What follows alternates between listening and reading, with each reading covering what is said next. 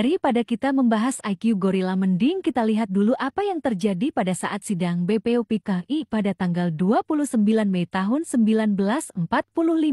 Saat itu Muhammad Yamin diberi kehormatan untuk berpidato. Pendapat Yamin yang kita bahas ini menyangkut konsep Indonesia. Yamin terang-terangan mengatakan bahwa Sriwijaya adalah Indonesia ke-1 dan kemudian Majapahit adalah Indonesia kedua. Nah, negara republik yang akan didirikan saat itu adalah Indonesia ketiga. Jadi Indonesia saat ini adalah Indonesia ketiga.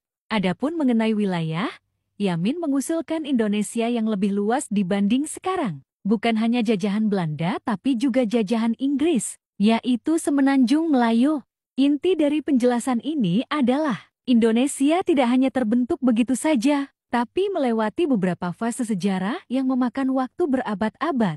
Bahkan sebelum kerajaan Sriwijaya, sudah ada konsep penyatuan yang dilakukan oleh kerajaan Singosari, yang namanya Ekspedisi Pamalayu.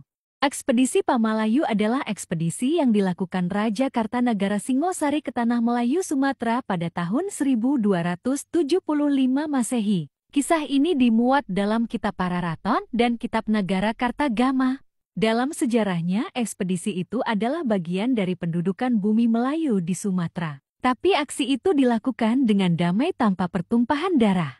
Tujuan dari ekspedisi itu untuk memperluas kekuasaan Singosari sekaligus untuk membendung ancaman Mangol yang dipimpin oleh Kubilai Khan. Pasukan Singosari saat itu bukan hanya menjaga Sumatera tapi juga sampai ke Pahang, Malaysia. Itulah salah satu kisah upaya menyatukan di zaman kerajaan Singosari. Semua rakyat Indonesia tahu, kisah penyatuan itu dilakukan turun-temurun dari kerajaan Majapahit hingga ke era Indonesia modern sekarang. Bentuk negara dan kesatuan politik memang berubah. Tapi sebetulnya ada kesinambungan terutama budaya bermasyarakat dan falsafah di Nusantara. Buktinya Bhinneka Tunggal Ika yang digunakan di zaman Majapahit diterapkan lagi di era Indonesia modern.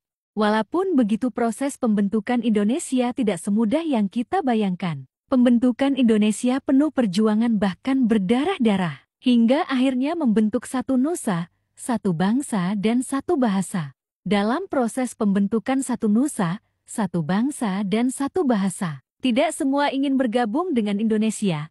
Misalnya saja tanah Semenanjung bekas jajahan Singosari, Sriwijaya, dan Majapahit.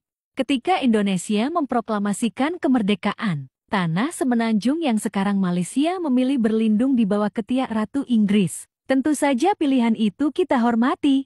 Tapi yang jadi masalahnya, kenapa kaum Melayu tetangga sering sekali berteriak dengan slogan serumpun? Pertanyaannya, kenapa slogan serumpun itu tidak diteriakan pada zaman penjajahan dulu? Kenapa baru sekarang?